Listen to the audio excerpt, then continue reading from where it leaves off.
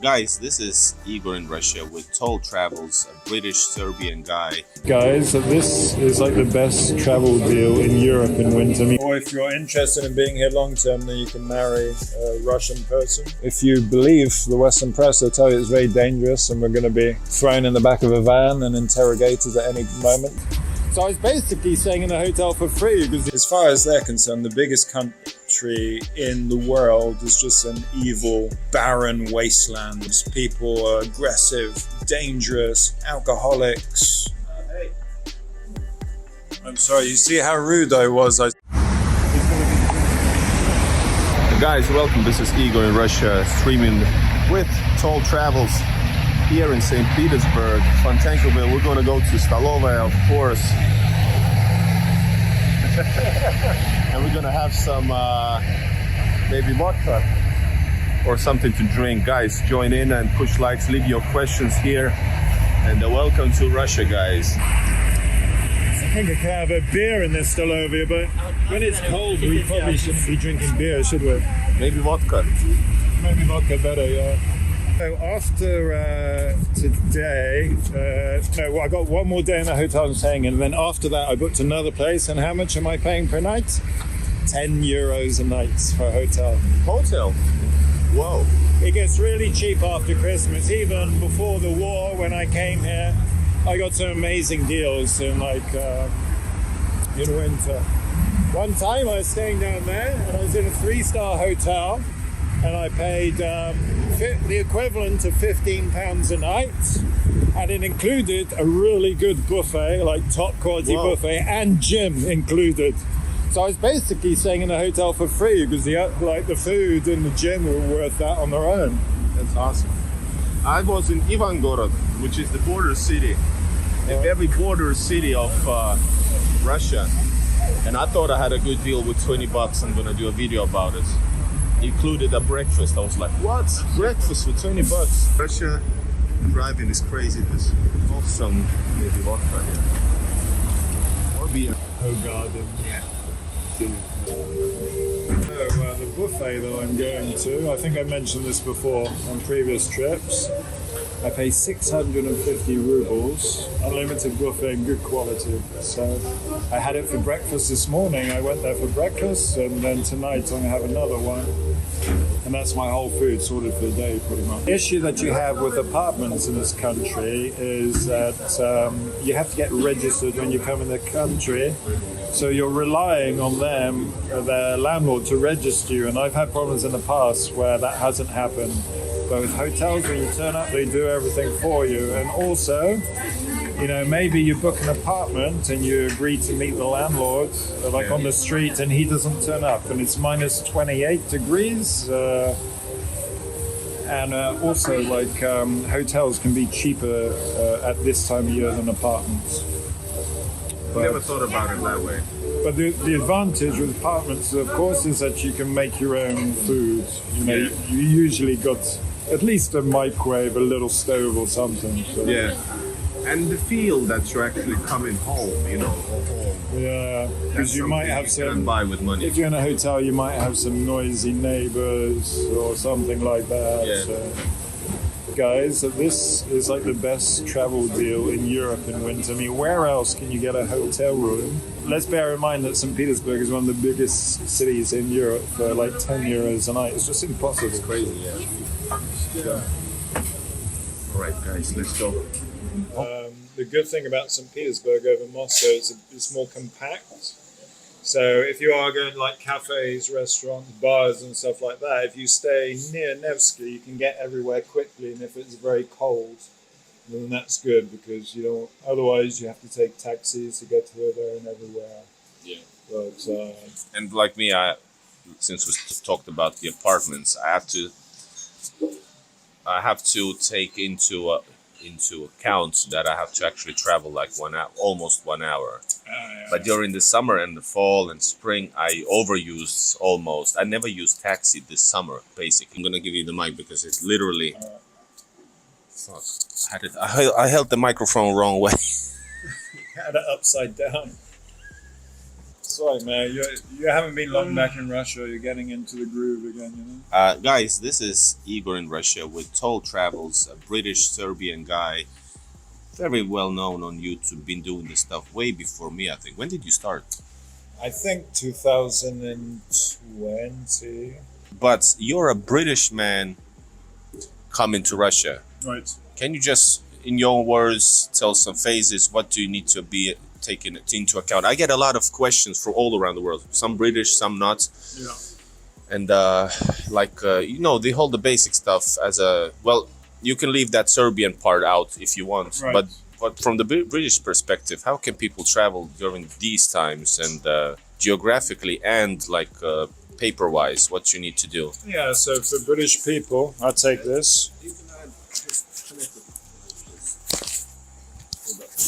All right. Okay, everybody. So for British people, you will need a visa to get into Russia. That's the first part. So you can get, I believe there's visas for 1 month or 3 months. So I can only tell you about what I've heard from my British friends. I've got a couple of British friends that have been coming here recently. One guy in particular, he gets a 3-month tourist visa. And so, yeah, he's been getting 3-month tourist visa, and he told me 321 British pounds. Now, I'm not sure if that's an express service or a normal service, but I believe it's fairly quick. I think in a few days he got it, so maybe it wasn't an express service. So it's quite expensive, to be honest, 321 pounds, but it lasts you 3 months. And bear in mind, if you are coming here, then it's fairly cheap at the moment for tourists, so, it can make up for the cost of the visa. You can save quite a lot of money coming here compared to other countries. So there's that option. Then you have business visas that are 1 year, but with the business visa, you can only be here for 90 days out of 180. Now, you need to have actually business here nowadays. There's about it. I've heard. When I got my Serbian business visa, it's like a glorified tourist visa. But when did you have it? Exactly, 2020. You have to have business with that company that is written there. Yeah. And I used to say that I do YouTube videos, which is some sort of business, sure, because it can have money involved. Yeah. And support the channel so it would have money involved. Yeah. Anyways. So that's the visa part over with.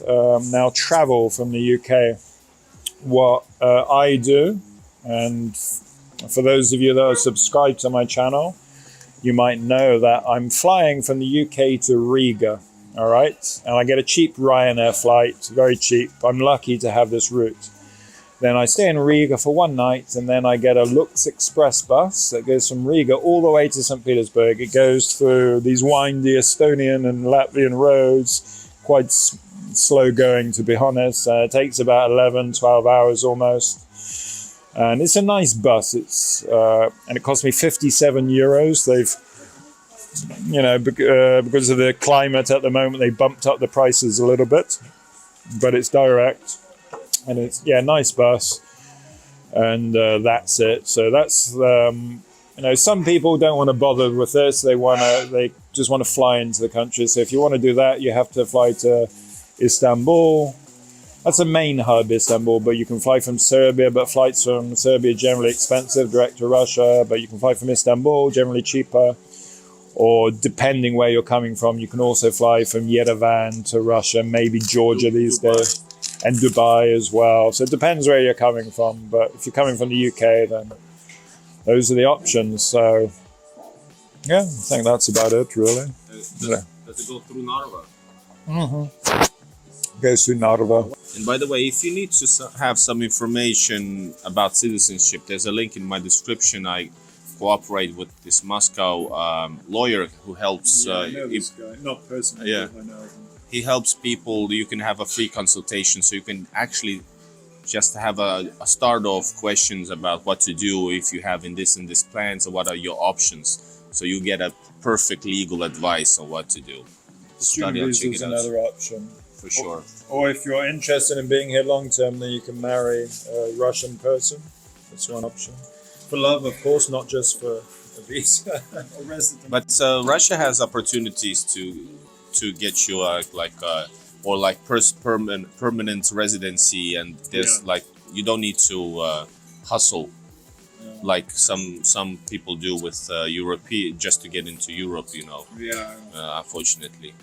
All right, we're just drinking. Two guys drinking in St. Petersburg. So so we're in Russia now, which, if you believe the Western press, they'll tell you it's very dangerous, and we're going to be thrown in the back of a van and interrogated at any moment. In Russia? Yeah, I'm being sarcastic, because I think a lot of people think it's dangerous to come here now. So I'm kind of joking. Everything's fine. Britain is, of course, very active in this anti-Russian front, and because of that, there's a lot of the ones who want to are interested, are really maybe afraid even because of the border things. Is there anything to be taken into account? I think British people are generally quite intrepid, you know. We like to get here, there, and everywhere traveling, but there will be some people that would not want to come here at the moment. But I can assure you that there's no hostility from the people here. If you tell them you're from Britain, it'll normally be a good thing, you know. You'll get good reactions. I was in Murmansk, I remember, a couple of winters ago, and I told some taxi drivers from Britain, he's like, "Oh my God, nice to meet you. I've never met a British person before." So British in Russia? Sorry. Yeah, he's never met a British person before, this guy in Murmansk. Murmansk. Yeah. So, you know. Russians love foreigners. Yeah, and people are polite on the street here as well. Like, they're not gonna, hit you with a baseball bat or something. You know, even if they did have some negative opinions, they're gonna be polite, shake your hand and whatever. You're not. I've never heard of anybody here being targeted because of, his nationality personally, but... It's funny how people now, it's been written in the news about people arrested over New Year's Eve or something like that, like 3,000 foreigners. Yeah. Like illegal foreigners. Illegal immigrants, so illegal, I'm not trying to get it. From the Central Asian countries, I think they're from. Caucasus. Yeah. The same ones who are here, a lot of them are illegally here. Yeah, so... It's funny how the media treats that news also as bad Russians doing bad stuff, when exactly that's the reason why for example, Finnish border is now closed, because they don't want to get people without proper papers. Double standards. Yeah, it's so weird. It's bad Russians. You should keep them there. But I don't know about the New Year's Eve, but this is why you officially have to carry your papers here. Yeah. If you are suspiciously looking like a person from a certain areas who you might be illegally here, they check out the people, and sometimes they caught people working illegally or overstaying their visas and stuff. Yeah. So I guess that's I'm quite lucky because I look, even though I'm British, Serbian, whatever, I look Slavic here, so I don't get stopped. But I mean, they have stop and search in this country. Unlike in England, you can't just stop somebody on the street and ask them for documents. And also, in the UK, we don't have some national identity card that people carry around with them yet. So in this country, people have that, but not in the UK. And you could be accused, they can accuse the police of racially profiling you. So. And I think between you and me, this is exactly what's happening in these stop and searches.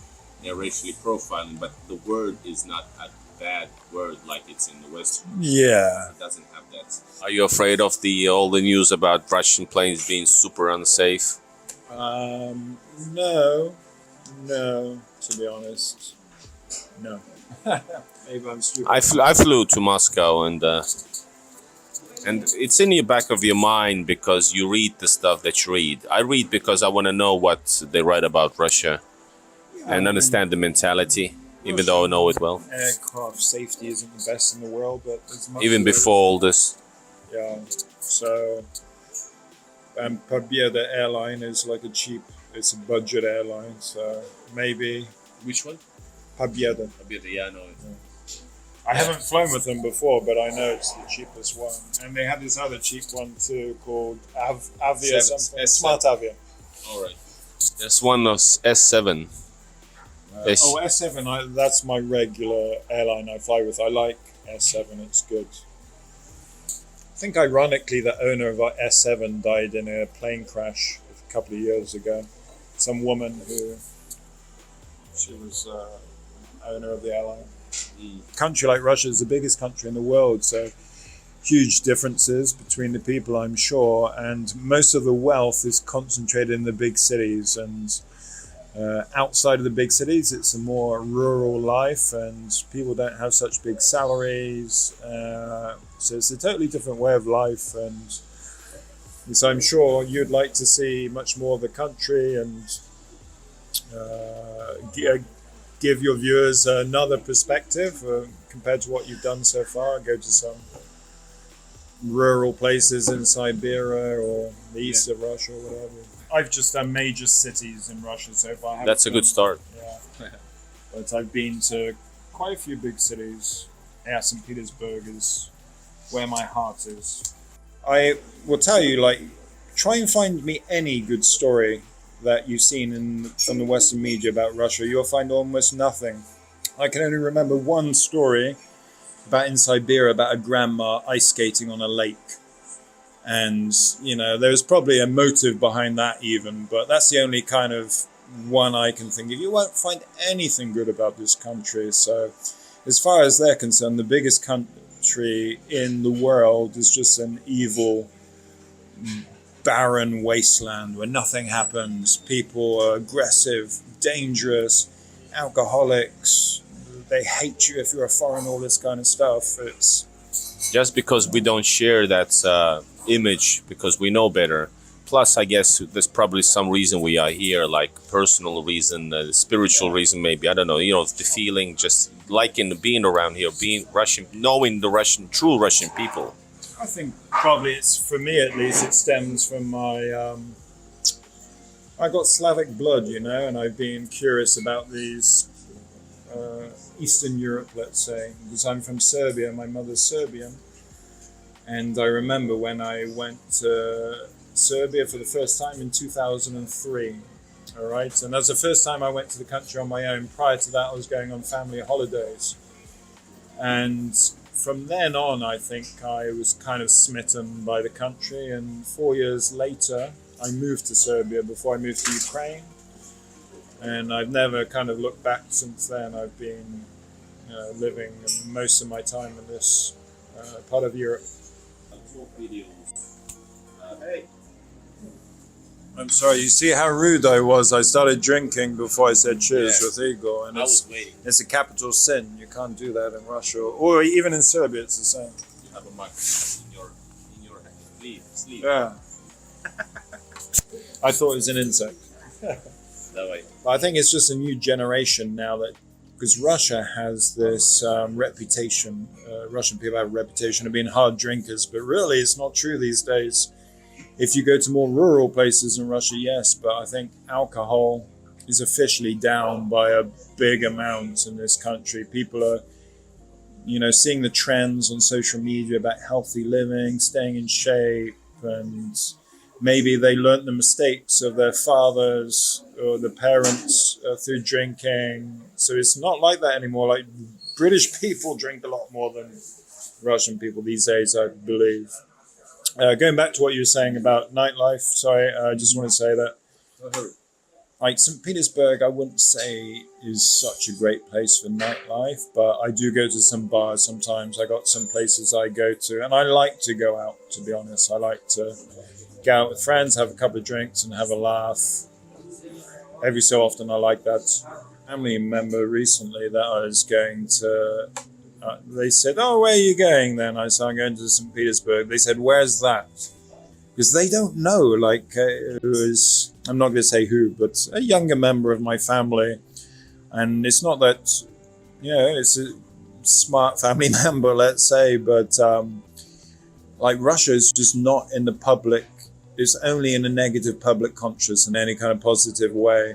You normally hear about Moscow because, Moscow this, the Kremlin that, Putin that. So most people know Moscow, but like St. Petersburg, let's bear in mind, is one of the biggest cities in Europe. Especially if you don't count Istanbul as a European city, then I think it's number 2 or number 3. So this is a huge city in Europe, one of the most important cities, arguably one of the most beautiful cities, and some people don't know where it is. Yeah, guys, this has been life with Toll Travels and Igor in Russia. Thanks all for watching.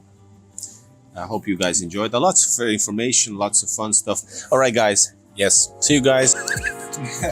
All right. Bye, bye.